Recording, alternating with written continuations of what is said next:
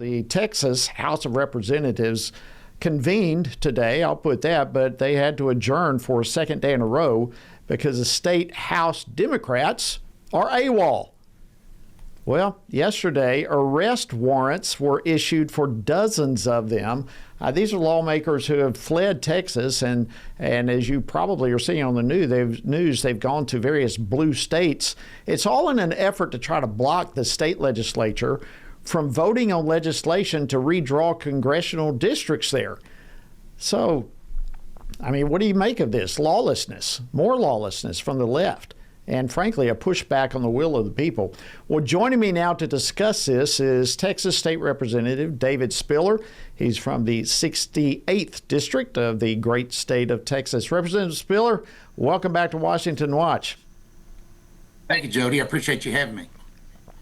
Well, it is an honor to have you. And boy, all of us have tons of questions and intrigue over what's happening. Let's begin. Why don't you just give us a little background on what's been happening there over the last few days? Well, we got called in Texas. We meet for 140 days, once every 2 years. We did that. We completed that. But then the governor can call us anytime back into special session anytime he wants to, and he puts certain things on the call. And that special session can last up to 30 days. Well, one of the things on the call, there were 18 matters on the call, but on down the list was congressional redistricting.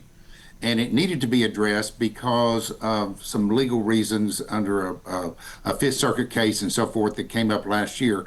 But in any event, we addressed those, and we also, first and foremost, have a special committee appointed to address the flooding and the flooding victims and disaster relief and preparedness relative to Kerrville, Kerr County, and the Hill Country.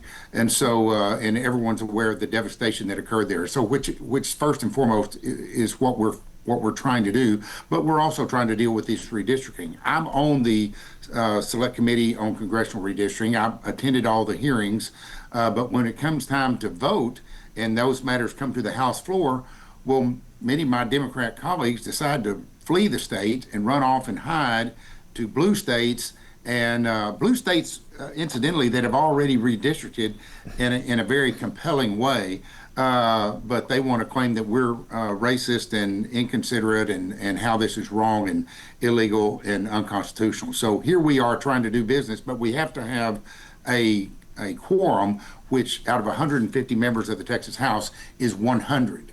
So there were 88 Republicans. We had 88 Republicans show up today, and 8, with all due respect, there were 8 Democrats that showed up, but we were at 96 folks altogether. We were short of a quorum, and so hopefully we can get one soon. So is what your Democratic colleagues doing part of the process there? I mean, is this legitimate, or is this a violation of the law or the rules of the House, or what is this a legitimate thing they're doing? Jody, great question. It is neither. It is both. It is both a violation of our rules. It's a violation of the law.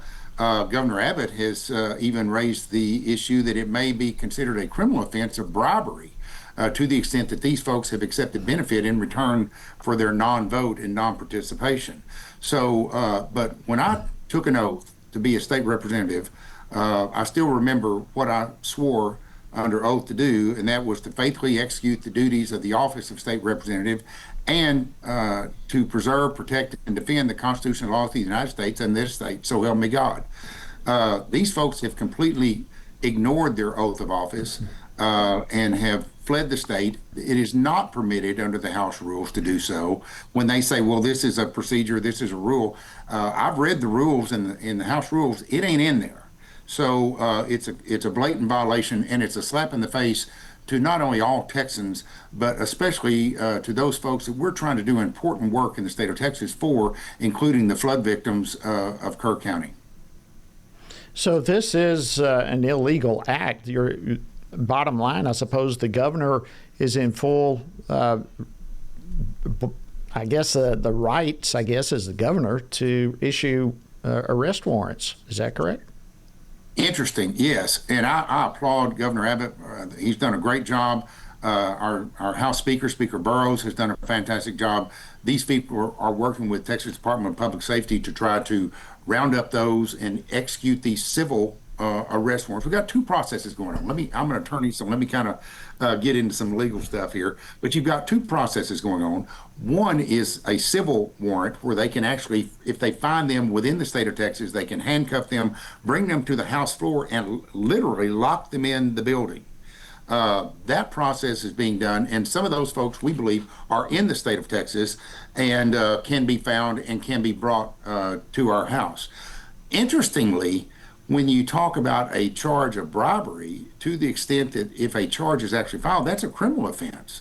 And I believe the last time I checked, we could extradite from Illinois or New York if there was a felony arrest warrant issued. So interesting where we're going to go with this. But I'm going to tell you this. I went through this when I was in the legislature in 2021. They pulled this same stunt. We eventually got everything done that we needed to get done, but I'm tired of it. I'm quite frankly, I'm missing a vacation with my wife, my kids, and my grandkids on a Disney cruise. So I'm not very happy. I'm down here working, doing the work of the folks of the state of Texas, and I don't appreciate these folks just sticking a finger in mine. Well, it's going to be very interesting to watch how this unfolds. I know you've seen Governor Gavin Newsom from California and Kathy Hochul of New York. They're all indicating now that they may take up mid-decade redistricting in their state. But as you referenced a while ago, they've already done this. I mean, they've done this kind of thing years ago, and there's not a whole lot of room for them to do much more gerrymandering.